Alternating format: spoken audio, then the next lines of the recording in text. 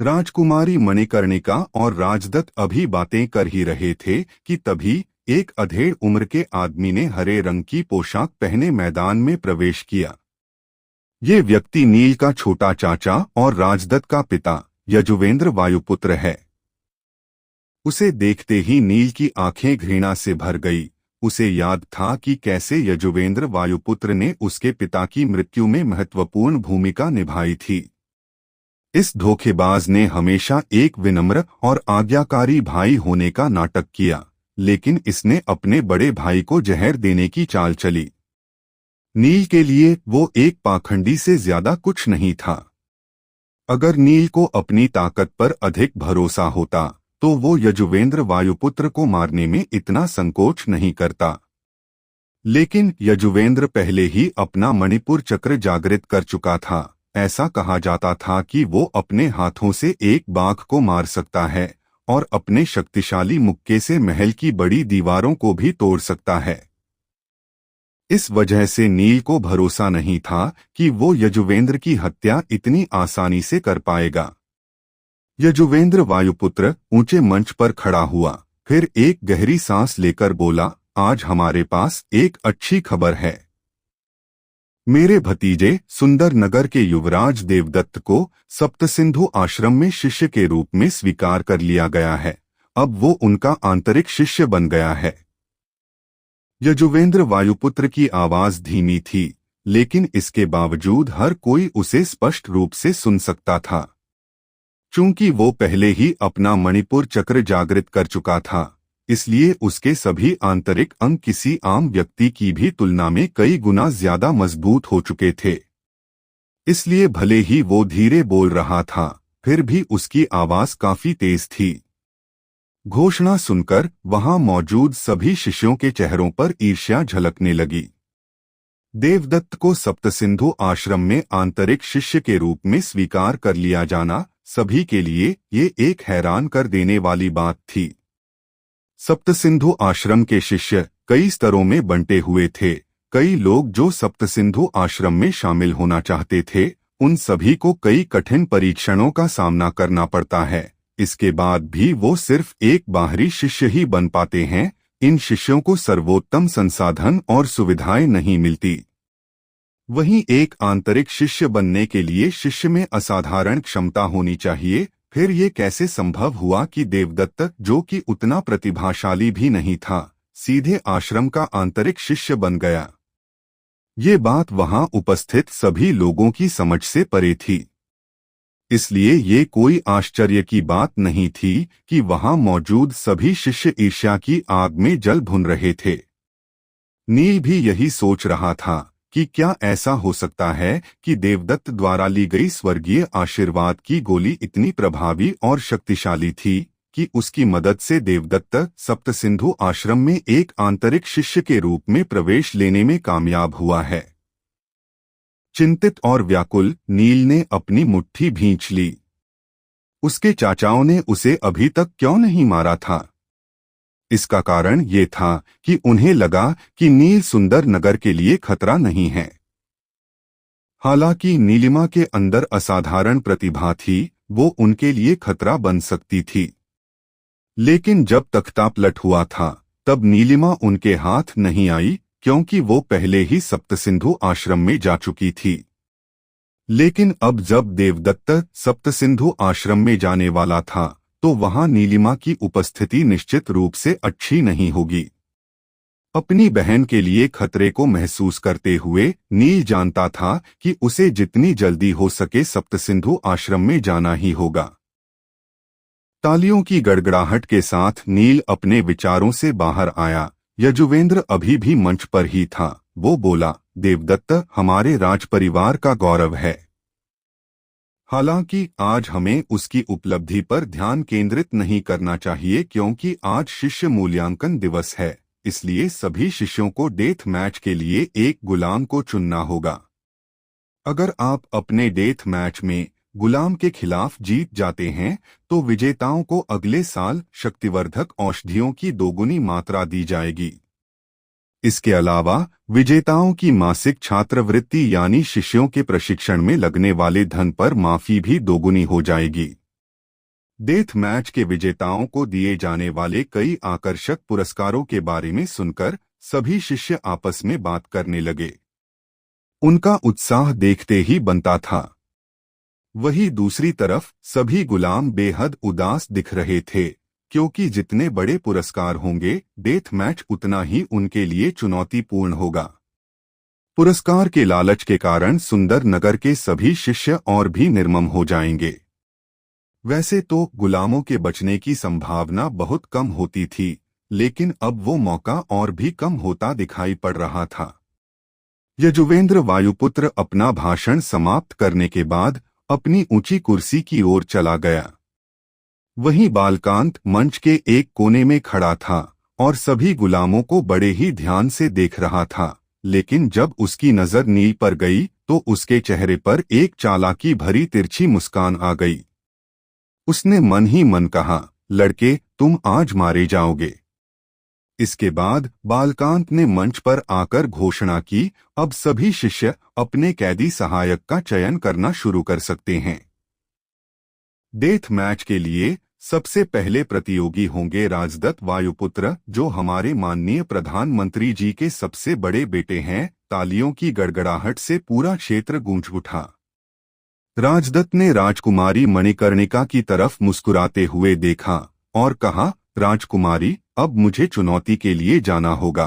उम्मीद है आप मेरी क्षमता से संतुष्ट होंगी। इतना कहने के बाद उसने अखाड़े की ओर छलांग लगा दी। अपने पिता यजुवेंद्र को प्रणाम करने के बाद वो अपना प्रशिक्षण सहायक चुनने के लिए मुड़ा। उसके कहने का क्या मतलब था? इधर राजकुमारी मणिकर्णिका राजदत्त की कही बात समझने की कोशिश कर रही थी।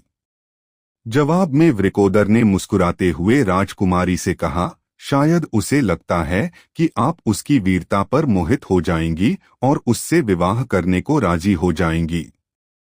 राजकुमारी चौंक गई। विवाह और उससे? पता नहीं आजकल के लड़कों को क्या हो गया है, कोई लड़की उनसे दो बातें क्या कर ले, वो उससे विवाह के सपने सजाने लगते हैं। राजकुमारी ने अपना सर निराशा में हिलाते हुए कहा। इधर अखाड़े में आकर राजदत्त की नजर नील पर पड़ी तो उसके चेहरे पर एक मुस्कान आ गई। जब उन दोनों की निगाहें मिली तो नील के चेहरे पर भी एक हल्की सी मुस्कान आ गई। 1 महीने पहले उसने बालकांत को पीटा था। उस वक्त नील ने सोचा था कि राजदत्त तुरंत जवाबी कार्रवाई करेगा, लेकिन ऐसा नहीं हुआ था। नील को ये बात अब समझ में आई कि राजदत्त इतने समय तक क्यों शांत था। राजदत्त शिष्य मूल्यांकन दिवस का इंतजार कर रहा था। उसने डेथ मैच के लिए नील को अपने प्रशिक्षण सहायक के रूप में चुनने की योजना बनाई थी, ताकि वो बिना किसी के संदेह को बढ़ाए नील वायुपुत्र को मार सके। नील इस बात को समझकर राजदत्त से लड़ने की तैयारी में मन ही मन खुद का हौसला बढ़ा रहा था, लेकिन तभी आश्चर्य की बात ये हुई कि राजदत्त ने नील को नहीं चुना। इसके बजाय उसने नील के पीछे खड़े एक मजबूत आदमी को चुना। नील के चेहरे पर एक हैरानी भरी शिकन उभर आई। सुंदर नगर ने हाल ही में इस मजबूत अधेड़ उम्र के मजबूत गुलाम को खरीदा था। हालांकि वो एक कैदी था, लेकिन उसके शरीर पर कोई भी गंभीर या आंतरिक चोट नहीं थी। वो मजबूत और स्वस्थ दिख रहा था। नील ने अनुमान लगाया कि वो आदमी अपना मणिपुर चक्र जागृत कर चुका है। एक बार जब राजदत्त ने अपना लक्ष्य चुन लिया तो अधेड़ उम्र के उस व्यक्ति ने भी कोई संकोच नहीं किया और वो तुरंत ही अखाड़े में कूद गया। उसकी आंखें उग्रता से चमक उठीं। आज तक डेथ मैच में कोई भी गुलाम जिंदा बच नहीं पाया था। प्रशिक्षण सहायक के लिए लापरवाही का मतलब मौत हो सकता है। इसलिए चुपचाप मौत की प्रतीक्षा करने के बजाय अपनी पूरी ताकत से लड़ना ही बेहतर था। किसी भी प्रशिक्षण सहायक के बचने की संभावना को बढ़ाने का बस यही एकमात्र तरीका था। ऐसी ही आक्रामक सोच के साथ अधेड़ उम्र के व्यक्ति ने पहले हमला करने की योजना बनाई। वो अपनी पूरी ताकत से राजदत्त की ओर बढ़ा। उस अधेड़ उम्र के आदमी का शरीर काफी मजबूत था और वो एक उग्र बैल की तरह अखाड़े में आगे बढ़ने लगा। उसकी शक्ति इतनी भयानक थी कि अखाड़े पर बिछी रहस्यमयी चट्टान तेज गर्जना की आवाज करने लगी, मानो कि टूट ही जाएगी। राजदत्त, जो अपने हाथ से निकलती नीले रंग की रोशनी के साथ खड़ा था, एक पल के लिए चकित हो गया। वो अपने प्रतिद्वंद्वी की खुद तक पहुंचने की प्रतीक्षा कर रहा था और उसके हाथ एक जानलेवा मुक्का मारने के लिए कस चुके थे। जब अधेड़ उम्र का आदमी राजदत्त के पास पहुंचा, तब राजदत्त ने तुरंत ही उसकी तरफ कदम बढ़ाया और राज परिवार की खास नंदी सहस्त्र मुष्टिका से उस व्यक्ति पर प्रहार किया। बूम! नंदी सहस्त्र मुष्टिका का असर तुरंत नहीं दिखा, लेकिन ये अधेड़ उम्र के उस व्यक्ति को रोकने के लिए पर्याप्त था। और अब वो सहायक राजदत्त को नहीं मार पाया, तो एक पल के लिए वो निराशा में दहाड़ा और फिर घूमा और फिर से हमला करने के लिए तैयार हो गया। इस बात से अनजान कि वो घायल हो गया है, उस आदमी ने फिर से हमला करने के लिए कदम बढ़ाया। तभी उसके शरीर से 5 धीमी आवाजें आती सुनाई दी। Boom, boom, boom, boom, boom. तुरंत ही अधेड़ उम्र के व्यक्ति के शरीर पर 5 जगहों से खून बहने लगा। उसकी आंखें चौड़ी हो गईं, उसके चेहरे पर अविश्वास झलक रहा था, मानो उसे समझ ही नहीं आया कि अभी अभी उसके साथ क्या हुआ। जब उसने कुछ बोलने के लिए अपना मुंह खोला, तो केवल गुर्राने की आवाज आ रही थी। धीरे धीरे उसकी आंखें बंद हो गईं और वो जमीन पर गिर पड़ा। अधेड़ उम्र के सहायक ने तड़प तड़प कर वही सबके सामने दम तोड़ दिया। एक तगड़े, स्वस्थ आदमी को मारने के लिए राजदत्त को केवल एक मुक्के की जरूरत पड़ी। मुकाबला देख रहे सभी बच्चे खुशी से झूम उठे, यहाँ तक कि कुछ दर्शक तो तालियां बजाने लगे। लेकिन इतने सारे शोर के बीच किसी ने नगर के मुट्ठी भर बच्चों पर ध्यान नहीं दिया, जो उदास नजर आ रहे थे। प्रधानमंत्री के सबसे बड़े बेटे के रूप में राजदत्त की अपनी प्रतिष्ठा थी। सभी जानते थे कि वो बचपन से ही तरह तरह की शक्तिशाली औषधियों से अपने शरीर को मजबूत बनाता आ रहा है। अब स्वाभाविक तरीके से तो ऐसी प्रगति इतनी तेज नहीं हो सकती थी। इसलिए ऐसी शक्ति अर्जित करने का एकमात्र तरीका यही हो सकता है कि राजदत्त ने दूसरी स्वर्गीय आशीर्वाद की गोली खा ली है। भृगु ऋषि द्वारा दी गई दिव्य गोलियों में से एक तो देवदत्त पहले ही खा चुका था, इसलिए यही एकमात्र बची हुई गोली थी और अब उसे भी राजदत्त खाकर हजम कर चुका था। नील वायुपुत्र ने इस पर विचार करते हुए निराशा में अपना सिर हिलाया और उसके चेहरे पर एक कड़वी मुस्कान उभर आई। उसके चाचाओं ने बहुत सारे घृणित कार्य किए थे। सुंदर नगर में सैकड़ों वर्षों से किसी ने भी इन 2 जादुई गोलियों को खाने की हिम्मत नहीं की थी, लेकिन अब राज्य संभालने के कुछ समय बाद ही उसके चाचाओं ने दिव्य गोलियां आपस में बांट ली थीं। जब नील ने पहली बार सुना था कि देवदत्त ने पहली गोली खा ली है, तो उसके दिल में गुस्सा फूट पड़ा था। लेकिन अब नील को इस बात से ज्यादा परेशानी महसूस नहीं हुई कि राजदत्त ने आखिरी जादुई गोली भी खा ली है। नील को ऐसा नहीं लगा कि वो किसी तरह से नुकसान में है, क्योंकि उसने महसूस किया कि जादुई गोली का जो भी प्रभाव था, ठीक वही प्रभाव दैवीय दहशोधन तकनीक का भी था, या शायद उसका प्रभाव गोलियों से भी बेहतर है। नील ने ये सुनिश्चित किया था कि वो अपने शरीर की शुद्धिकरण प्रक्रिया को जारी रख सके, जिसका नतीजा ये हुआ कि उसका शरीर अब पहले से बेहद ताकतवर था और अब वो जादुई गोलियां नील के लिए उतनी महत्वपूर्ण नहीं थी। नील ये सोच ही रहा था कि तभी बालकांत की आवाज सुनाई दी, पहले डेथ मैच के विजेता राजकुमार राजदत्त है। एक बार फिर तालियों की गड़गड़ाहट के साथ नील अपनी सोच से बाहर आया। इतने में राजदत्त ने अपना हाथ मजबूती से हवा में उठाया और मंच पर खड़े बालकांत की ओर देखकर भारी आवाज में कहा, मैं अभी भी अपने प्रदर्शन से संतुष्ट नहीं हूं, इसलिए मैं एक और व्यक्ति को चुनौती देना चाहता हूं। बालकांत इस विचार पर गुप्त रूप से प्रसन्न था कि आखिरकार उसका बदला पूरा होने का समय आ गया है। अब राजदत्त नील को जिंदा नहीं छोड़ेगा। उसने मुस्कुराते हुए कहा, राजकुमार राजदत्त, यदि आप फिर से शक्ति प्रदर्शन करना चाहते हैं तो आप एक और गुलाम को चुन सकते हैं।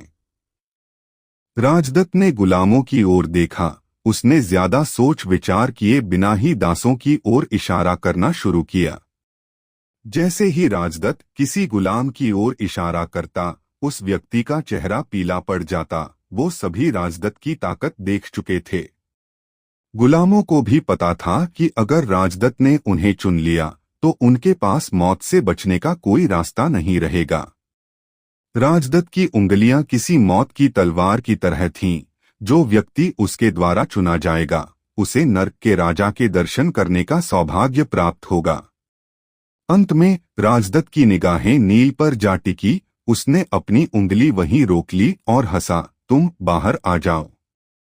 सभी ने देखा कि राजदत्त किसे इशारा कर रहा था, लेकिन जब उन्हें एहसास हुआ कि वो नील वायुपुत्र की ओर इशारा कर रहा है तो सभी ने राहत भरी एक गहरी सांस ली। सभी जानते थे कि एक गुलाम के लिए डेथ मैच में केवल एक ही परिणाम हो सकता है, जीतने की नाकाम कोशिश करते हुए मर जाना। आज भी लोग नील को सुंदर नगर का हिस्सा मानते थे। पिछले 3 वर्षों के दौरान जब उसे एक गुलाम के रूप में निर्वासित कर दिया गया था, किसी भी बच्चे ने उसे वास्तव में कोई चोट नहीं पहुंचाई थी। हालांकि उन्होंने अन्य प्रशिक्षण सहायकों के प्रति इस प्रकार की दया नहीं दिखाई थी। लेकिन आज राजदत्त ने नील को चुना था। ये सबकी उम्मीद से परे था। कुछ लोगों ने जब महसूस किया कि नील शायद आज मारा जाएगा तो उन्होंने अफसोस और निराशा में अपना सिर झुका लिया। राजदत्त ने अभिमानी मुस्कान के साथ एक बार फिर कहा, ठीक है, फिर आ जाओ। नील ने संकोच नहीं किया और न ही उसने कुछ कहा। वो बस गुलामों की भीड़ से बाहर चला आया। उसके चेहरे पर कोई भाव नहीं थे। जैसे ही वो राजदत्त के पास पहुंचा, नील ने अपने हाथों को सामने की तरफ रक्षात्मक मुद्रा में किया और कहा, राजकुमार राजदत्त, चलिए शुरू करते हैं। चचेरे भाई नील, आप इतने विनम्र क्यों हो रहे हैं? राजदत्त ने करुणा भरे भाव के साथ नील की ओर देखते हुए सवाल किया। चचेरा भाई। ये शब्द सुनकर वहां पर अगर कोई सबसे ज्यादा हैरान था तो वो थी राजकुमारी मणिकर्णिका। उन्होंने आश्चर्य से राजदत्त के सामने खड़े लड़के को देखा। उस लड़के ने भले ही एक साधारण गुलाम जैसे कपड़े पहने थे, लेकिन उसकी आभा से वो किसी राजपरिवार का सदस्य मालूम हो रहा था। राजकुमारी ये सोचे बिना नहीं रह पाई कि आखिर इस गुलाम की वास्तविक पहचान क्या है। उन्होंने तुरंत ही वृकोदर की तरफ देखा और इशारों ही इशारों में कुछ आदेश दिया। जी राजकुमारी, मैं थोड़ी देर में वापस आता हूँ। ऐसा बोलकर वृकोदर तुरंत ही प्रशिक्षण स्थल से बाहर की ओर चले गए।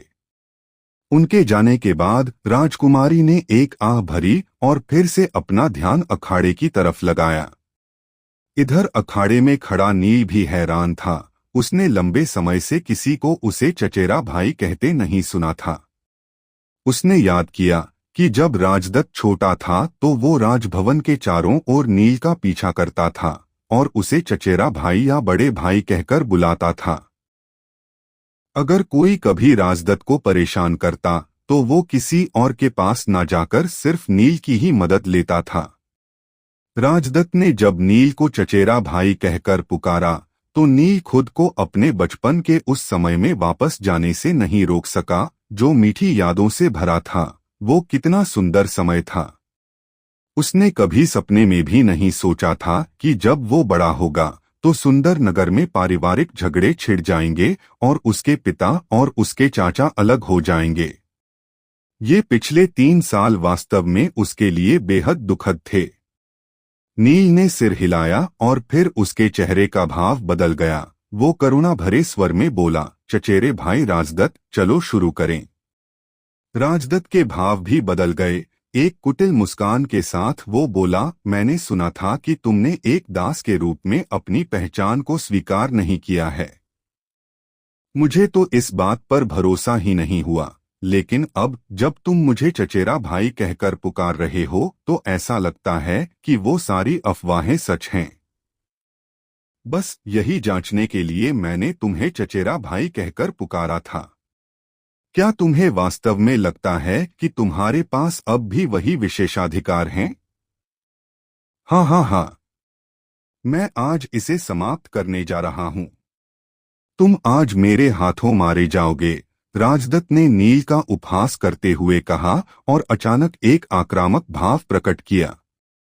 राजदत्त द्वारा खुद के लिए ऐसी अपमानजनक बातें सुनकर नील के दिल में गुस्से की लहर दौड़ गई। उसका चेहरा ठंडा और उदासीन हो गया।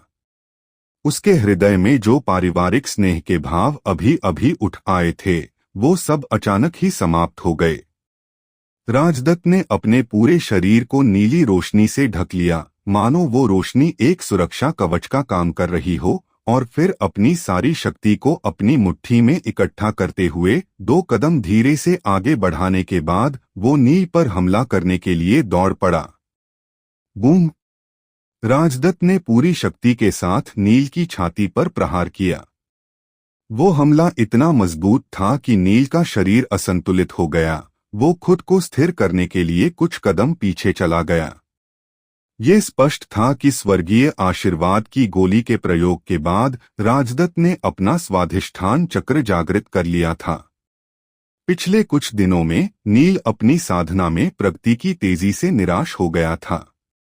उसका शरीर इतना मजबूत हो गया था कि जब शिष्य नील पर अपनी पूरी ताकत से हमला करते थे, तब भी उसके शरीर में आवश्यक गर्म धारा की ऊर्जा उत्पन्न नहीं होती थी। लेकिन अभी अभी राजदत्त ने उसे इतनी जोर से मारा कि नील के शरीर में फिर से गर्म धाराएं उत्पन्न होने लगी। नील के होठों पर हल्की सी मुस्कान आ गई और उसने अपने शरीर से अधिक अशुद्धियों को निकलने के इस अवसर को भुनाने का फैसला किया। इधर जब नील गुप्त रूप से प्रसन्न हो रहा था, तो राजदत्त एक बार फिर नील पर अपनी पूरी ताकत से हमला करने के लिए आगे बढ़ गया। वो नील को कोई राहत या संभलने का मौका नहीं देना चाहता था। उसने नील की छाती पर एक मुक्का मारा और उसके बाद एक और शक्तिशाली मुक्का उसके पेट पर दे मारा। इससे पहले कि नील कोई प्रतिक्रिया दे पाता, राजदत्त ने नील के शरीर पर एक के बाद एक विस्फोटक हमले करना जारी रखा। राजदत्त ने नील की पीठ पर कोहनी से, उसकी कमर पर लातों से और फिर उसके सिर पर लगातार हमलों की बारिश कर दी। उसने नील पर हर तरह के भयंकर हमले किए। वो नहीं जानता था कि वो भी धीरज की ही तरह नील वायुपुत्र के लिए किसी मेहनती लोहार की तरह काम कर रहा है। नील अपने शरीर की अशुद्धियों को बाहर निकलते हुए महसूस कर सकता था कि कैसे गर्म धाराएं थोड़ा थोड़ा करके उसकी हड्डियों को शुद्ध कर रही थी। शाबाश राजकुमार राजदत्त, आज इसे मार ही डालो, बालकांत अखाड़े के बाहर से जोश में चिल्लाया। वो बहुत उत्साहित दिख रहा था, जैसे कि वो खुद नील को पीट रहा हो। सुंदर नगर के कुछ शिष्य भी राजदत्त की जय जयकार कर रहे थे। हालांकि कई शिष्य अभी भी खड़े थे और चुपचाप नील के लिए प्रार्थना कर रहे थे। अधिकांश शिष्य सुंदर नगर के सामान्य परिवारों से आए थे। दिल ही दिल में वो उस समय को याद कर रहे थे जब नील के पिता सुंदर नगर का नेतृत्व किया करते थे, क्योंकि वो निष्पक्ष, न्यायवादी और करुणा से भरे हुए थे। उनके राज में सभी को अभ्यास करने का समान अवसर मिलता था। सभी की उपलब्धियां उनके जन्म के बजाय उनकी प्रतिभा और काबिलियत पर निर्भर करती थीं, भले ही वो सुंदर नगर के किसी भी परिवार से क्यों न आया है। ऊंच नीच, भेदभाव और किसी भी तरह का अत्याचार उनके राज में नहीं होता था। जब से नील के दोनों सौतेले चाचाओं ने छल करके सुंदर नगर की बागडोर संभाली है, उसके बाद से सब कुछ बदल गया है। इन दोनों ने कुछ खास लोगों को कई विशेषाधिकार दिए और बड़ी ही चालाकी से राज्य के सभी संसाधनों को खुद हड़प लिया, जबकि बाकी जनता को इसके लिए संघर्ष करना पड़ता था। नील वायुपुत्र, उनका पूर्व युवराज, सिंहासन का असली वारिस था, और अब जब उसके चाचाओं ने उसे कैद कर लिया था, तो उनकी सारी आशा नील के जीवित रहने पर ही निर्भर थी। सभी जानते थे कि अगर वो मर गया तो सुंदर नगर में मौजूद निष्पक्ष और न्यायप्रिय अधिकारी और मंत्रीगण हमेशा के लिए चुप हो जाएंगे। क्या ये किसी तरह की साजिश है? राजकुमारी मणिकर्णिका शुरू से ही इस मुकाबले पर खास ध्यान दे रही थी। ज्यादातर दर्शकों की प्रतिक्रिया देखकर उसे लगा कि वो शायद उस गुलाम लड़के नील को पसंद करते हैं।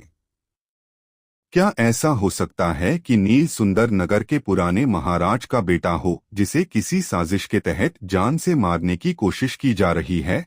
अपने इस अनुमान से राजकुमारी का हृदय कांप उठा, लेकिन फिर भी वो वृकोदर के वापस आकर इसकी पुष्टि करने का इंतजार कर रही थी। इस बीच राजदत्त ने नील पर हमला करना जारी रखा। वहीं राजदत्त के पिता यजुवेंद्र इस लड़ाई को देखकर भौंचक्के रह गए। वो अपने बेटे को अच्छी तरह से जानते थे। स्वर्गीय आशीर्वाद वाली गोली खाने के बाद राजदत्त ने अपना स्वाधिष्ठान चक्र जागृत कर लिया था, जिससे उसकी ताकत बहुत बढ़ गई थी। उसके मुक्कों में कम से कम 500 किलो की ताकत मौजूद थी। यजुवेंद्र को विश्वास था कि उसका बेटा सुंदर नगर की युवा पीढ़ी का दूसरा सबसे शक्तिशाली व्यक्ति था। देवदत्त ही एकमात्र युवा था जो राजदत्त को हरा सकता था।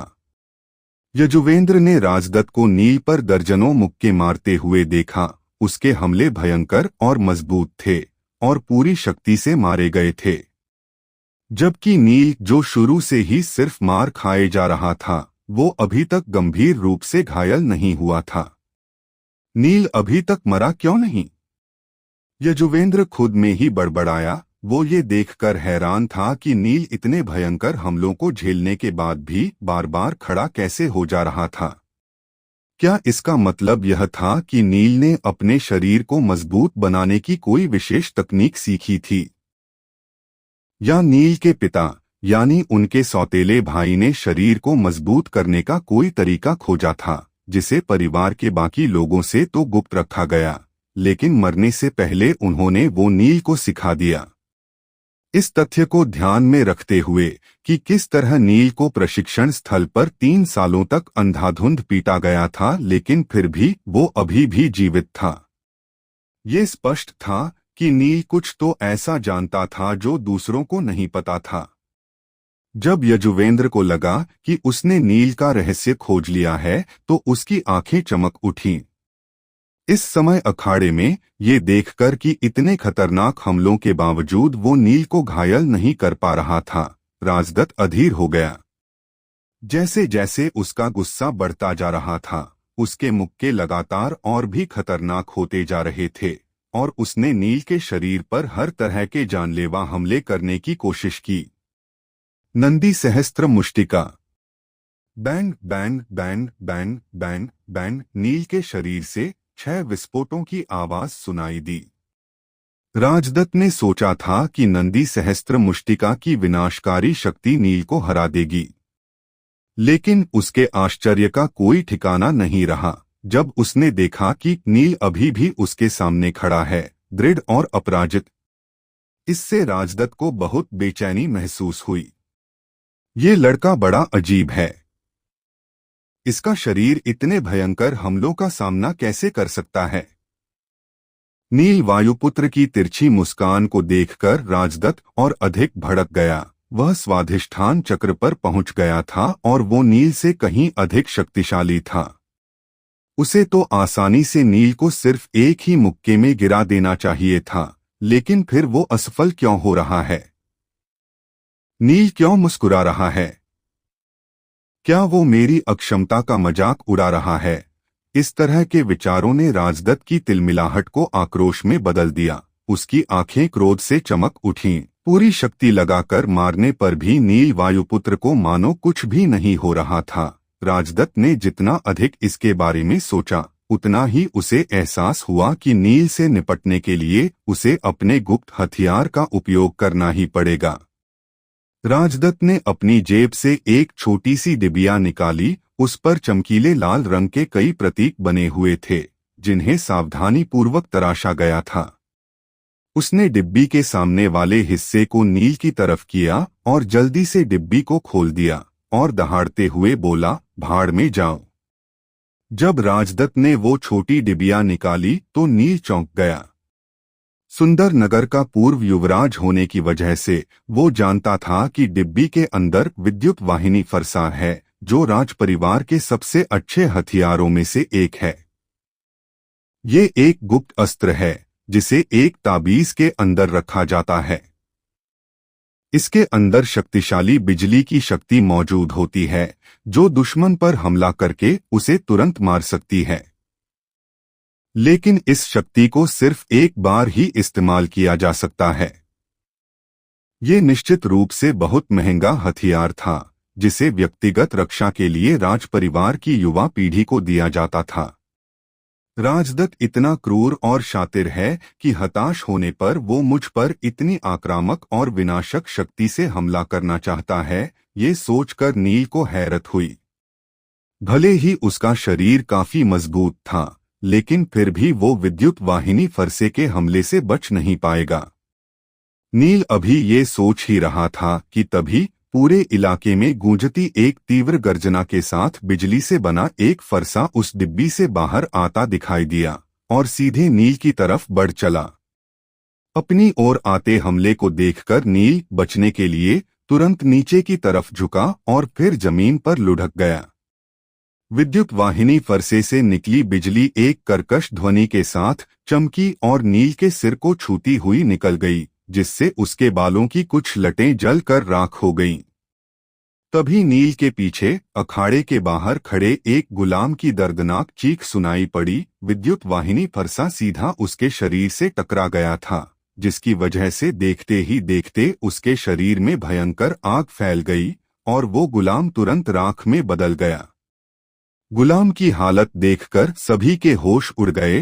राजदत्त ने इस बार सारी हदें पार कर दी थी। उसका विद्युत वाहिनी फरसा अखाड़े में किसी को भी मार सकता था।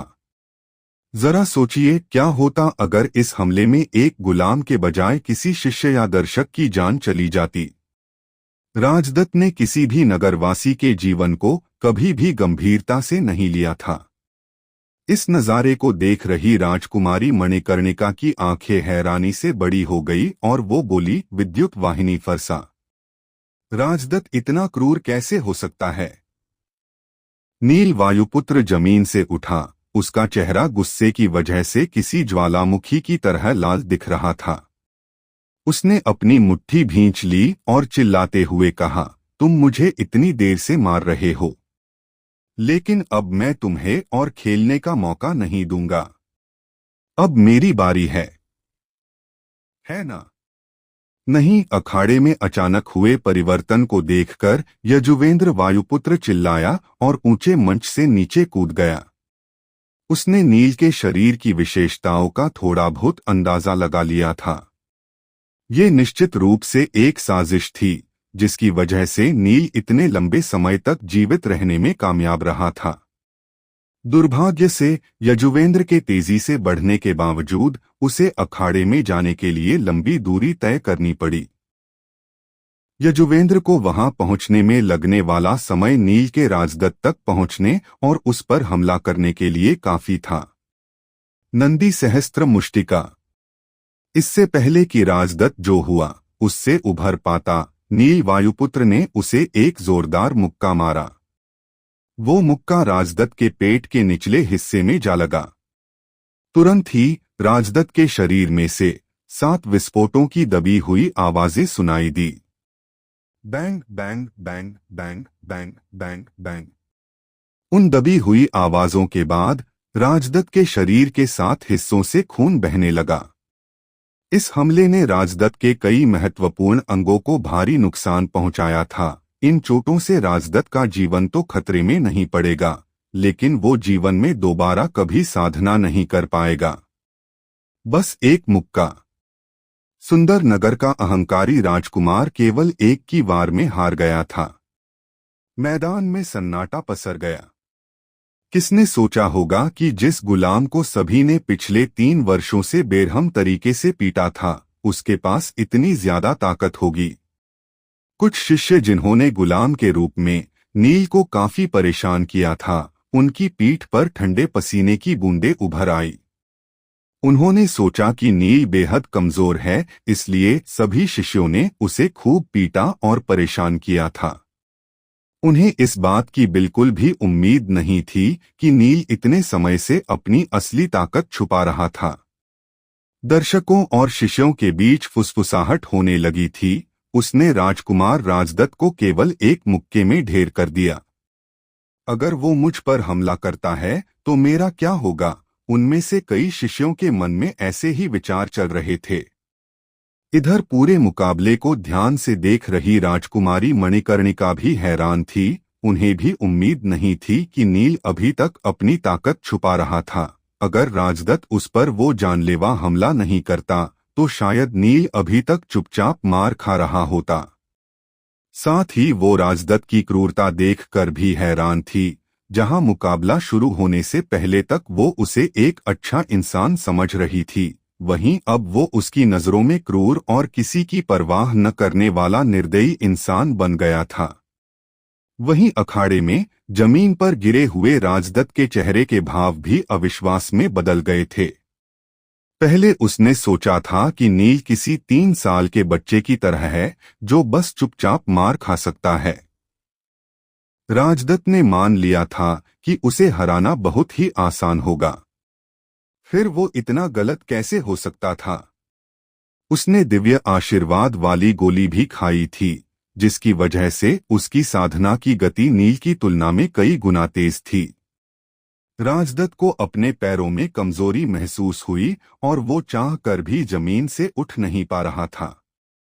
यजुवेंद्र हड़बड़ाकर जल्दी से राजदत्त के पास गया और उसने उसे अपनी बाहों में भर लिया। राजदत्त, मेरे बेटे, क्या तुम ठीक हो? मैंने इसे सिर्फ घायल किया है, ये मरेगा नहीं। नील वायुपुत्र ने धीमे स्वर में लेकिन आत्मविश्वास के साथ कहा। यजुवेंद्र ने सिर ऊपर उठाया। उसका कोमल और शिष्ट चेहरा अब क्रोध से लाल हो गया था। पहले उसने कुछ लोगों को बुलाकर राजदत्त को वैद्य के पास ले जाने का आदेश दिया और फिर नील की ओर इशारा किया और गुस्से में गरजते हुए बोला, तुमने मेरे बेटे को चोट क्यों पहुंचाई? तुम दुष्ट और धोखेबाज हो। ओह, तो अब एक धोखेबाज बताएगा कि दुष्टता क्या होती है। हर कोई जानता है कि डेथ मैच खतरनाक ही होता है। हमें तब तक लड़ना पड़ता है जब तक कि हम में से एक मर न जाए। आपको तो मेरा शुक्रिया अदा करना चाहिए कि मैंने उसे केवल घायल किया है। नील ने गंभीरता से कहना जारी रखा, अब जब मैं राजदत्त वायुपुत्र के खिलाफ मुकाबला जीत चुका हूं तो सुंदर नगर के नियमों के अनुसार मैं अब गुलाम नहीं हूं। मैं सुंदर नगर से बाहर जाने के लिए स्वतंत्र हूं। मैंने इतने सालों तक तुम्हें जीने दिया और तुम मुझसे इस तरह की बात कर रहे हो। मुझे उम्मीद नहीं थी कि तुम इस हद तक आगे बढ़ जाओगे। कहते हुए यजुवेंद्र ने राजदत्त को खड़े होने में मदद की और फिर वो नील की ओर गुस्से भरी नजरों से देखकर बोला, क्या तुम्हें लगता है कि मैं तुम्हें इतनी आसानी से जाने दूंगा? इसके बारे में सोचना भी मत। ये सुनकर नील का चेहरा उतर गया। उसने कहा, यजुवेंद्र काका, सुंदर नगर के नियमों के अनुसार अगर कोई कैदी डेथ मैच में जीत जाता है तो वो स्वतंत्र हो जाता है। नियम। यजुवेंद्र के चेहरे पर गुस्से की जगह एक उपहास ने ले ली। उसने नील पर तंज कसते हुए कहा, केवल तुम्हारे निकम्मे पिता ही नियमों के बारे में बात करते थे। मैं तुम्हें बताता हूं कि अब यहाँ नियम कौन बनाता है। मैं सुंदर नगर राज्य के नियम बनाता हूं। अपने चाचा की फितरत को नील अच्छे से समझता था। वो जानता था कि पीठ पीछे वार करना, षड्यंत्र रचना, ऐसी चीजों में ये लोग माहिर थे। लेकिन उसने कभी नहीं सोचा था कि उसके चाचा की हिम्मत इतनी बढ़ जाएगी कि वो सबके सामने इस तरह की नाइंसाफी करेंगे। नील वायुपुत्र का खून खौलने लगा।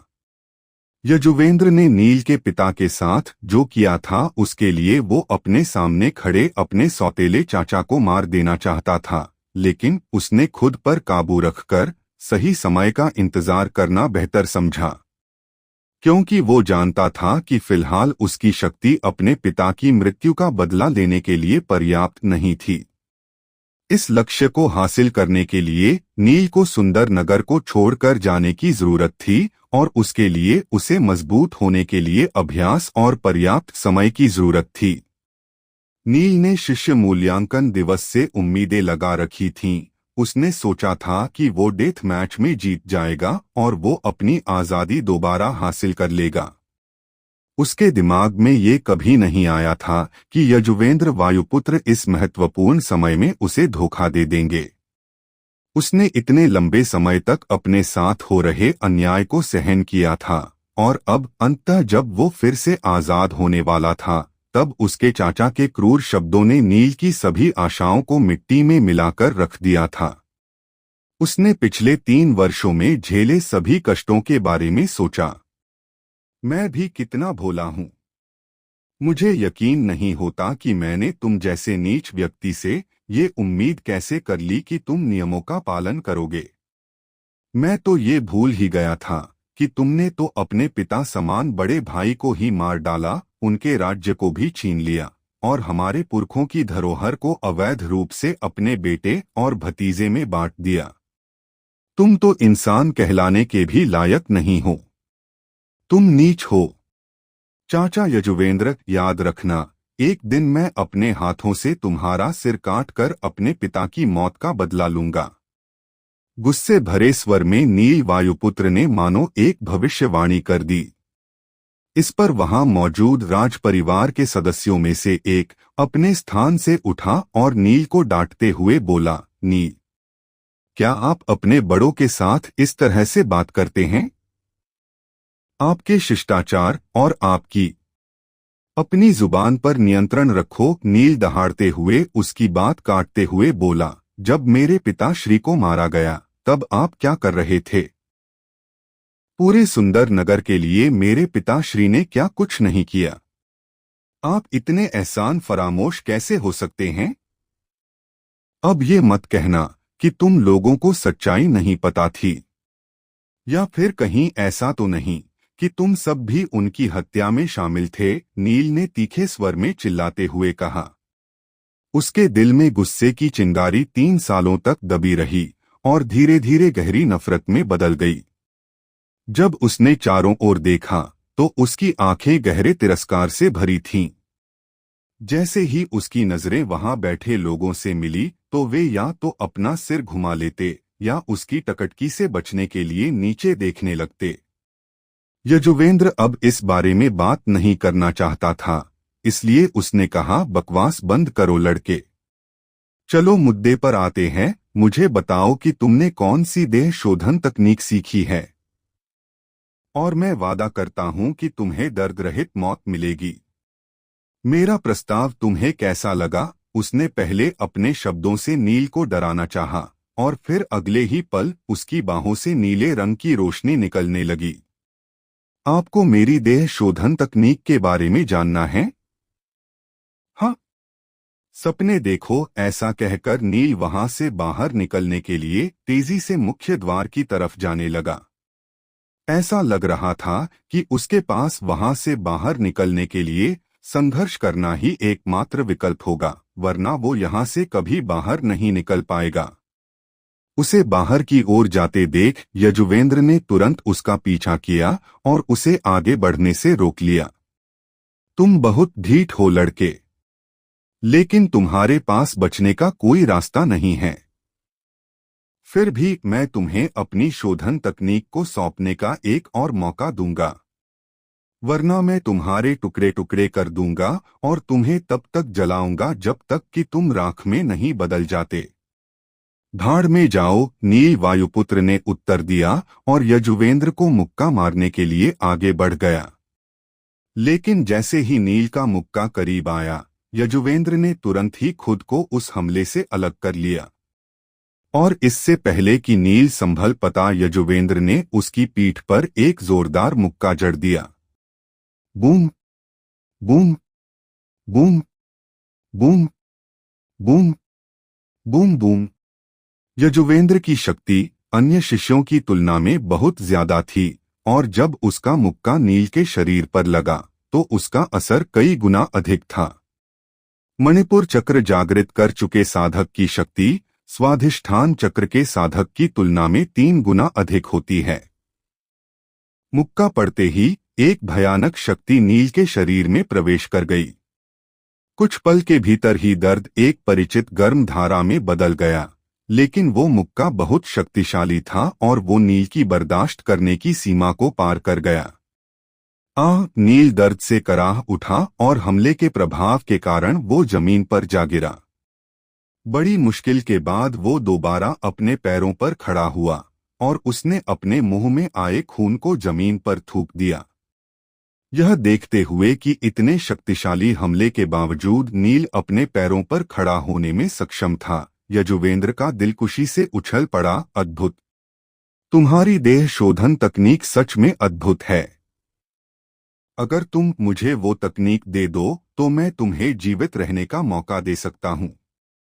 मैं तुम पर विश्वास क्यों करूं? वो भी तुम्हारे जैसे नीच और धोखेबाज आदमी पर। मैं तुम्हारे मुंह से निकले एक भी शब्द पर विश्वास नहीं करता। नील ने अपनी तेज सांसों को स्थिर करने की कोशिश करते हुए जवाब दिया। उसके शरीर में राहत की अविश्वसनीय अनुभूति हो रही थी। ये ऐसा था जैसे कि राजदत्त और फिर यजुवेंद्र की पिटाई की वजह से उसकी हड्डियों से पूरी अशुद्धियां बाहर निकल गई थी। 1 महीने की पिटाई के बाद नील स्वाधिष्ठान चक्र के शिखर पर पहुंच गया था और हाल ही में उसने देखा था कि उसकी प्रगति धीमी हो गई है। दिन ब दिन वो और भी मजबूत होता जा रहा था, जिसका मतलब था कि उसे अब गर्म धारा की ऊर्जा प्रसारित करने के लिए और भी मजबूत प्रतिद्वंद्वी से मार खाने की जरूरत थी। लेकिन आज राजदत्त और फिर यजुवेंद्र का सामना करने के बाद वो काफी बेहतर महसूस कर रहा था। उसकी हर हड्डी धातु की तरह मजबूत हो गई थी। अचानक से उसका शरीर चुस्ती और स्फूर्ति से भर गया, मानो वो अपनी हड्डियों की शक्ति को महसूस कर सकता हो। जैसे जैसे नील की हड्डियां मजबूत होती गईं, उसकी सांस लेने की गति भी बदल गई। सांस लेने और छोड़ने की गति अब पहले से धीमी और गहरी हो गई थी और हर सांस के साथ उसका शरीर खुद को साफ कर रहा था। साथ ही ऊर्जा की एक लहर उसकी कुंडलिनी चक्रों से होते हुए पूरे शरीर में प्रवाहित होने लगी थी। ये संकेत था कि उसने अपना तीसरा चक्र यानी मणिपुर चक्र को जागृत कर लिया था। जैसे ही ये मजबूत शक्ति उसके शरीर में प्रवाहित हुई, उसका पूरा शरीर बेहद हल्का महसूस कर रहा था, लेकिन वो अभी भी अपने चेहरे पर शांत भाव बनाए रखने में कामयाब रहा। लगता है तुम ऐसे नहीं मानोगे। ठीक है, देखते हैं कि तुम कितनी देर तक इसी तरह से मार खा सकते हो। यजुवेंद्र इस बार नील को धर दबोचने के इरादे से उस पर झपटा, लेकिन उसी क्षण माहौल ने एक आश्चर्यजनक मोड़ ले लिया। जैसे ही यजुवेंद्र नील के करीब आया तो नील वायुपुत्र बिजली की तरह तेजी से उस पर टूट पड़ा। पूरी ताकत के साथ चलाया गया नील का मुक्का सीधे यजुवेंद्र की छाती पर जा लगा। अब जब नील ने अपना मणिपुर चक्र जागृत कर लिया था तो उसका अपने शरीर पर बेहतर नियंत्रण हो गया था और वो पहले की तुलना में अब और अधिक शक्ति प्राप्त करने में सक्षम हो गया था। लेकिन क्योंकि यजुवेंद्र इस बात से पूरी तरह से अनजान था, इसलिए उसने नील की क्षमता को कम करके आंका था। नील ने जो मुक्का मारा था उसकी ताकत ने यजुवेंद्र को हवा में 30 फीट पीछे की ओर उड़ा दिया। वो फर्श पर जोर से गिरा और फिर कई बार लुढ़कते हुए दूर जा गिरा। तुमने मणिपुर चक्र जागृत कर लिया है, यजुवेंद्र ने अपने हाथ से अपनी छाती को जोर से दबाते हुए पूछा और उसी समय उसके मुंह से खून निकलने लगा। उसके चेहरे पर अविश्वास का भाव था। नील वायुपुत्र ने धराशायी यजुवेंद्र को उपहास भरी मुस्कान के साथ देखा, फिर वहां मौजूद बाकी आदमियों की ओर देखते हुए ललकारा, और कोई है जो मुझे रोकने की कोशिश करने की हिम्मत करना चाहता है?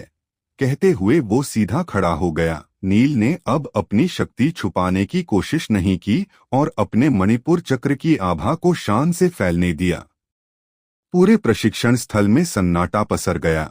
ऐसा लग रहा था कि डर के मारे वो लोगों सांस लेना तक भूल चुके हैं, क्योंकि अब जब यजुवेंद्र उसका मुकाबला नहीं कर पाया था तो और कौन उसे चुनौती देने की हिम्मत कर सकता था। राजकुमारी मणिकर्णिका भी चकित होकर नील वायुपुत्र को ही देख रही थीं।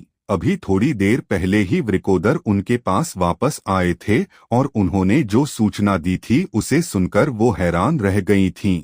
इतना बड़ा षड्यंत्र सच जानकर राजकुमारी का मुंह खुला का खुला रह गया था। राजकुमारी, हमें तुरंत ही यहाँ से वापस जाकर सम्राट को इसकी सूचना देनी चाहिए। ठीक है काका, बोलकर राजकुमारी उठने ही वाली थी कि तभी सामने का नजारा देखकर उनकी सांसें अटक गई। उसी समय प्रशिक्षण स्थल के एक कोने से एक जोरदार आवाज गूंज उठी, मैं तुम्हारा मुकाबला करूंगा। ये सुनकर सब स्तब्ध रह गए। नील की ताकत देखने के बाद भी आखिर कौन उससे मुकाबला करने की हिम्मत कर रहा है। इन ललकार भरे शब्दों को सुनकर जब नील वायुपुत्र ने उस ओर देखा तो सामने खड़ी भीड़ दो भागों में बंट गई और उनके बीच से एक अधेड़ उम्र का आदमी बाहर निकला। उसका चेहरा आकर्षक और कपड़े शानदार थे और उसके शरीर से एक बेहद मजबूत आभा निकल रही थी। नागेंद्र वायुपुत्र। उस आदमी को अपने पास आते देखकर नील की भौहें तन गईं। इस समय नील अपने बड़े चाचा महाराज नागेंद्र का सामना नहीं करना चाहता था। नागेंद्र ही उसके पिता की मौत का मुख्य दोषी था। उस षड्यंत्र में उसके छोटे चाचा यजुवेंद्र ने तो सिर्फ एक सहयोगी की भूमिका निभाई थी। नागेंद्र की उपस्थिति के साथ प्रशिक्षण स्थल पर तनाव एक बार फिर बढ़ गया। नील ने भी मन ही मन खुद को मुकाबले के लिए तैयार करने की कोशिश की। वो खुद नहीं जानता था कि नागेंद्र से टकराना उसके लिए क्या परिणाम लाएगा। नागेंद्र वायुपुत्र ने काफी पहले ही अपना अनाहत चक्र जागृत कर लिया था। इस समय वो अपना 5वां चक्र यानी विशुद्ध चक्र जागृत करने से बस एक कदम की दूरी पर था। योद्धाओं की दुनिया में इस तरह के योद्धा को अर्ध महावीर योद्धा कहा जाता है, जो कि विशुद्ध चक्र जागृत होने के बाद महावीर योद्धा कहलाए जाते हैं। जबकि यहाँ नील अभी केवल अपने तीसरे चक्र यानी मणिपुर चक्र को ही जागृत कर पाया था। उन दोनों की शक्तियों के बीच बहुत बड़ा अंतर था, लेकिन नील हार मानने वालों में से नहीं था। अगर उसके अंदर लड़ने का जज्बा नहीं होता तो वो 3 साल पहले ही हार मान लेता। आखिरकार नील के भाग्य ने भी उस पर दया दिखाई और उसे अपना जीवन बदलने का एक मौका दिया था। उसे अभी अपनी बहन नीलिमा को भी बचाना था, वो यहाँ मर नहीं सकता था। इस विचार ने उसके अंदर जीवित रहने की और यहाँ से निकलने की इच्छा को फिर से जागृत कर दिया। उसने बिना किसी चेतावनी के अपनी पूरी ताकत झोंक दी और तेजी से बाहर की तरफ दौड़ पड़ा।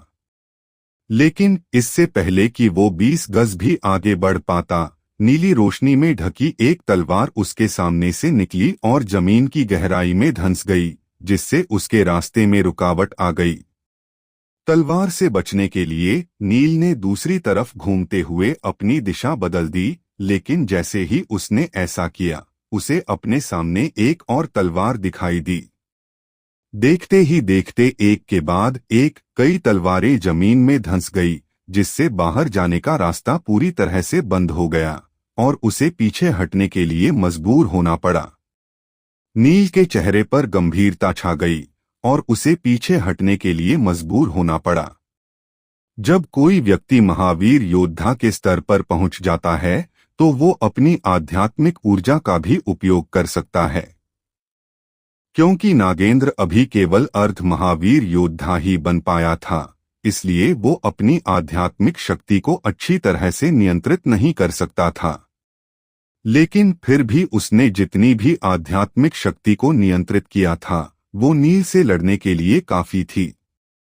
क्रोधित होकर महाराज नागेंद्र ने कहा, मैंने तुम्हारी जान इसलिए बख्शी थी ताकि तुम अपने पिता के वंश को आगे बढ़ा सको। लेकिन जाहिर तौर पर तुम ये नहीं जानते कि तुम्हें किस तरह का व्यवहार करना चाहिए। पहले तुमने अपने चाचा को घायल कर दिया और अब यहां से भागने की कोशिश कर रहे हो। ऐसी हरकतें करके अब अगर तुम खुद ही मरना चाहते हो तो यही सही। इतना कहकर नागेंद्र ने अपना हाथ लहराया और वो तलवारें जो जमीन में धंसी हुई थीं, अचानक से हवा में घूम गईं और नील की ओर बढ़ गईं। तलवारों को अपनी तरफ आते देख नील की आंखें में हैरत फैल गई। भले ही उसका शरीर किसी नश्वर हथियार जितना मजबूत था, लेकिन फिर भी नागेंद्र उसे बड़ी आसानी से टुकड़ों में काट सकता था। नील वायुपुत्र हैरान था और उसके अंदर हताशा और गुस्से की भावना उमड़ रही थी। जिस पल नील ने उम्मीद छोड़ दी और अपनी मौत को सामने देखकर अपनी आंखें मीच दी, तभी एक स्पष्ट आवाज सुनाई दी, रुक जाइए महाराज। ये आवाज सुनकर नागेंद्र एक पल के लिए चौंक गया, लेकिन फिर उसने अपनी तलवारों को नील से लगभग 2 इंच की दूरी पर रोक दिया और फिर उस तरफ मुड़ गया जहां से वो आवाज आई थी। उसके सामने एक बेहद खूबसूरत लड़की खड़ी थी, जिसके चेहरे पर राजसी आभा देखी जा सकती थी। राजकुमारी मणिकर्णिका, क्या आप मुझसे कुछ कहना चाहती हैं? नागेंद्र ने अपने चेहरे पर एक नकली मुस्कान लाते हुए पूछा। हालांकि इस समय वो अंदर ही अंदर गुस्से से जल रहा था, लेकिन वो सम्राट की सबसे लाडली बेटी को नाराज करके अपनी मौत को न्योता नहीं देना चाहता था। और वैसे भी क्या पता ये राजकुमारी कल को उसके परिवार की बहू बन जाए, इसलिए वो बड़ी ही शांति से राजकुमारी के जवाब की प्रतीक्षा कर रहा था। राजकुमारी ने बड़ी ही शालीनता से कहा, महाराज, मैं चाहती हूं कि इस लड़के को आजाद कर दिया जाए। क्या? सभी इस बात को सुनकर हक्के बक्के रह गए, यहाँ तक कि नील वायुपुत्र भी, जिसे अब खुद के बचने की कोई उम्मीद नजर नहीं आ रही थी, वो भी हैरान रह गया। नागेंद्र ने राजकुमारी को हैरानी से देखते हुए पूछा, ये आप क्या कह रही हैं राजकुमारी? इसने राजकुमार राजदत्त और प्रधानमंत्री यजुवेंद्र को घायल कर दिया है, इसे ऐसे कैसे जाने दिया जा सकता है? सामान्य तौर पर डेथ मैच तब तक समाप्त नहीं होता जब तक कि दोनों में से किसी एक प्रतियोगी की मौत न हो जाए, इसलिए अगर देखा जाए तो इसने राजकुमार को सिर्फ घायल ही किया है। अगर ये चाहता तो राजकुमार को मार भी सकता था, इसलिए इसके हमले को जुर्म की तरह नहीं देखा जाना चाहिए। राजकुमारी के लहजे में सम्मान और बात में दृढ़ता झलक रही थी। लेकिन राजकुमारी, नागेंद्र आगे कुछ कहने ही वाला था कि तभी यजुवेंद्र, जो काफी देर से ये सब कुछ देख रहा था, तुरंत ही नागेंद्र के पास जाकर बोला, महाराज, मुझे लगता है कि राजकुमारी सही कह रही है। क्या मतलब है तुम्हारा? नागेंद्र ने गुस्से में सवाल किया, जिस पर यजुवेंद्र ने उसके और पास आकर धीमे स्वर में कहा, जिसे सिर्फ नागेंद्र ही सुन सकता था, भ्राताश्री, क्या आप भूल गए हैं कि वो सम्राट की सबसे लाडली बेटी है? ये सुनते ही नागेंद्र होश में आया। उसने तुरंत अपने भाव बदले और राजकुमारी की तरफ देखा, वो लेकिन कुछ कह नहीं सका। राजकुमारी ने जब देखा कि नागेंद्र अभी भी दुविधा में है, तो उन्होंने अपना आखिरी दाव आजमाने का फैसला किया। राजकुमारी बोली, महाराज, आपने मेरी एक इच्छा पूरी करने का वादा किया था, तो मैं आपसे इस लड़के की रिहाई मांगती हूँ। राजकुमारी की ये बात सुनकर वहां मौजूद सभी लोग दंग रह गए। एक गुलाम की जान बचाने के लिए राजकुमारी अपने अधिकार का प्रयोग कर रही हैं। लगता है राजकुमारी को मालूम पड़ चुका है कि नील पूर्व युवराज था और उसके साथ धोखा हुआ था। नहीं नहीं, सम्राट बिंदुसार महाराज नागेंद्र पर पूर्ण विश्वास करते हैं। लेकिन फिर राजकुमारी के ऐसा करने के पीछे क्या कारण हो सकता है? वहां मौजूद भीड़ में फुसफुसाहट होने लगी थी। सभी लोग अपना अपना गणित लगाने में लगे हुए थे। वहीं महाराज नागेंद्र को कुछ समझ नहीं आ रहा था, लेकिन जब उन्होंने यजुवेंद्र की ओर देखा तो उसने हाँ में अपना सिर हिलाया। ठीक है राजकुमारी, अगर आपकी यही इच्छा है तो ऐसा ही होगा, दिल पर पत्थर रखकर नागेंद्र ने जवाब दिया और पलटकर सैनिकों की तरफ देखते हुए कहा, इस लड़के को तुरंत आजाद कर दो। कुछ सैनिक आगे आए और नील को प्रशिक्षण स्थल से बाहर ले जाने लगे।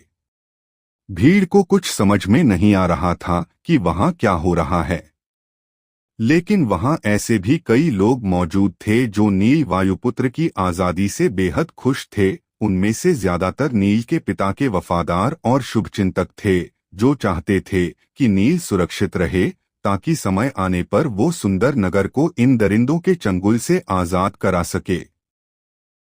नील भी बड़ी हैरानी के साथ ये सब होते हुए देख रहा था, लेकिन उसे भी समझ नहीं आया कि राजकुमारी ऐसा क्यों कर रही है। वो तो आज से पहले कभी मिले भी नहीं थे। भला श्यामल साम्राज्य की राजकुमारी एक गुलाम को क्यों बचाना चाहेगी? क्या उसे अब अपने पिता सम्राट बिंदुसार और नागेंद्र के षड्यंत्रों के लिए शर्मिंदगी महसूस हो रही है? नील ने मन ही मन विचार किया और फिर धन्यवाद राजकुमारी बोलकर वहां से जाने को हुआ। जाने से पहले नील ने एक आखिरी बार राजकुमारी को देखा। जब राजकुमारी की नजरें नील वायुपुत्र से मिली तो उन्होंने महसूस किया कि नील की आंखों में एक अजीब तरह की नाराजगी थी। वो इसका कारण नहीं समझ पा रही थीं। अपनी व्याकुलता को छुपाकर मुस्कुराते हुए राजकुमारी ने कहा, कोई बात नहीं। नील ने आगे कुछ नहीं कहा और चुपचाप प्रशिक्षण स्थल से बाहर चला गया। नील के जाने के बाद नागेंद्र राजकुमारी की तरफ मुड़ा और बोला, राजकुमारी, आप तब तक मुकाबले का आनंद उठाइए, मैं जरा वैद्यराज से राजदत्त के बारे में बात करके आता हूँ। ऐसा कहकर उसने यजुवेंद्र को इशारा किया और वहां से चला गया। थोड़ी देर बाद यजुवेंद्र भी प्रशिक्षण स्थल से बाहर आया। जैसे ही वो बाहर निकला, एक बाज उड़ते हुए आया और उसके कंधे पर बैठ गया। यजुवेंद्र ने अपनी जेब से एक छोटी सी पर्ची निकाली और उस बाज के पंजों में बांध कर बोला, अघोरा के पास जाओ। उसकी बात सुनकर बाज तुरंत ही उड़कर दूर चला गया और फिर कुछ ही देर में यजुवेंद्र महल के एक गुप्त कमरे में प्रवेश कर गया। जैसे ही उसने अंदर प्रवेश किया, किसी ने एक खंजर उसकी गर्दन पर रख दिया। अगर हिलने की भी कोशिश की तो तुम्हारी गर्दन धड़ से अलग हो जाएगी। बड़े भाई, आप क्या कर रहे हो? यजुवेंद्र ने चौंक कर पूछा, लेकिन उसने हिलने की हिम्मत नहीं की। वो जानता था कि उसका भाई नागेंद्र कितना क्रूर है। वो बिना सोचे समझे खंजर उसके गले में घुसा सकता है। तुमने नील को आजाद करने के लिए क्यों कहा? नागेंद्र ने गुस्से में फुफकारते हुए सवाल किया, जिसके जवाब में यजुवेंद्र ने कांपती हुई आवाज में कहा, वही बताने के लिए तो यहाँ आया हूँ, लेकिन पहले आप ये खंजर तो हटाओ। नागेंद्र ने अपने गुस्से पर काबू करते हुए यजुवेंद्र के गले से खंजर हटाया और सामने के सिंहासन पर बैठ गया। यजुवेंद्र ने एक राहत की सांस ली और पास रखी कुर्सी पर बैठ गया। अब जल्दी बको। नागेंद्र का गुस्सा अभी भी पूरी तरह से शांत नहीं हुआ था। यजुवेंद्र ने अपनी बात को स्पष्ट करते हुए कहा, बड़े भाई, आप तो जानते हैं कि हम इस समय सम्राट को नाराज करने का जोखिम नहीं उठा सकते, इसीलिए मैंने आपको राजकुमारी की बात मानने की सलाह दी थी। हम मत। लेकिन तुम्हें क्या लगता है कि राजकुमारी नील को क्यों बचाना चाहती है? कहीं वो उसे पसंद तो नहीं करने लगी है? अब नागेंद्र को एक नई चिंता सताने लगी थी, क्योंकि अगर ऐसा हो गया तो उनकी सालों की मेहनत बर्बाद हो जाएगी और एक बार फिर सब कुछ नील के हाथों में चला जाएगा। यही नहीं, एक बार सत्ता हाथ में आने के बाद नील वायुपुत्र सबसे पहले उन दोनों को ही मौत के घाट उतारेगा। यही सब सोचकर उसने परेशानी भरे भाव के साथ यजुवेंद्र की तरफ देखा तो यजुवेंद्र हल्का मुस्कुराकर बोला, भ्राताश्री, आप परेशान बहुत जल्दी हो जाते हैं। क्या आपको लगता है कि मैंने इन बातों के बारे में नहीं सोचा होगा? यजुवेंद्र अभी भी शांत था, और ये बात कहते हुए उसके चेहरे पर एक जहरीली मुस्कान थी। नागेंद्र ने तिलमिलाते हुए पूछा, और उस नील के बच्चे का क्या? हम उसे ऐसे नहीं जाने दे सकते। आपको लगता है मैं उसे इतनी आसानी से जाने दूंगा? यजुवेंद्र ने कुटिलता के साथ कहा। तो नागेंद्र ने उत्सुकता से पूछा, तुम्हारे कहने का क्या मतलब है? मैंने उसे खत्म करने का इंतजाम कर दिया है। यजुवेंद्र के चेहरे की मुस्कान और भी बड़ी हो गई। कौन कौन करेगा उसे खत्म? बोलो। नागेंद्र और भी उत्सुक हो गया। जवाब में यजुवेंद्र ने कहा, अघोरा। कहते हुए यजुवेंद्र के चेहरे पर एक विजी मुस्कान थी। तो क्या होगा आगे? क्या यजुवेंद्र की ये नई चाल नील वायुपुत्र को खत्म कर पाएगी? कौन है अघोरा? क्यों है यजुवेंद्र को उसकी शक्ति पर इतना विश्वास? क्या है राजकुमारी के प्रति नील की नाराजगी का कारण? और क्यों बचाई राजकुमारी ने उसकी जान? आगे की कहानी जानने के लिए सुनते रहिए। महागाथा। वीर एक योद्धा और कहानी अच्छी लग रही है तो चैनल को सब्सक्राइब करें और बेल आइकन को दबाना ना भूलें, जिससे आगे की कहानी आपके पास पहुंच जाए।